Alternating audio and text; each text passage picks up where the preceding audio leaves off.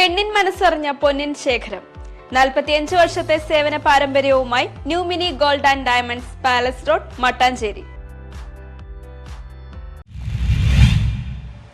വ്യാജരേഖകൾ ചമച്ച് കേരളത്തിൽ ദീർഘകാലമായി തങ്ങിയ ബംഗ്ലാദേശ് ദമ്പതികൾ പിടിയിലായി.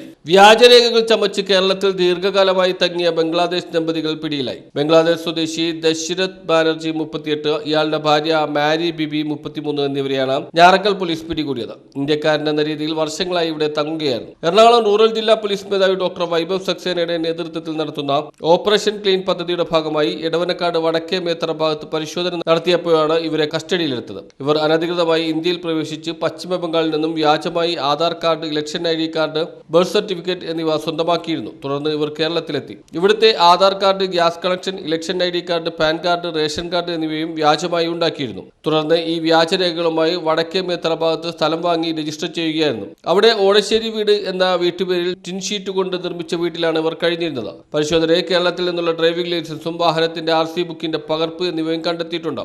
ജില്ലാ പോലീസ് മേധാവി വൈഭവ് സക്സേനയുടെ നേതൃത്വത്തിൽ ഇൻസ്പെക്ടർ സുനിൽ തോമസ്, SI-മാരായ അഖിൽ വിജയകുമാർ, ലാലൻ ഹരിചന്ദ്, ASI-മാരായ സ്വപ്ന, റജിയെ തങ്കപ്പൻ, SCPO-മാരായ മിറാജ് സുനിൽകുമാർ, CPO-മാരായ ശ്രീകാന്ത്, ആന്റണി ഫ്രെഡി, ശ്യാംകുമാർ, ഐശ്വര്യ, HG വേണു എന്നിവരാണ് അന്വേഷണ സംഘത്തിലുണ്ടായിരുന്നത്. ഓപ്പറേഷൻ ക്ലീൻ പദ്ധതിയുടെ ഭാഗമായി റൂറൽ ജില്ലയിൽ ഈ വർഷം പിടികൂടിയ ബംഗ്ലാദേശികളുടെ എണ്ണം 37 ആയി. News bureau, Vypin.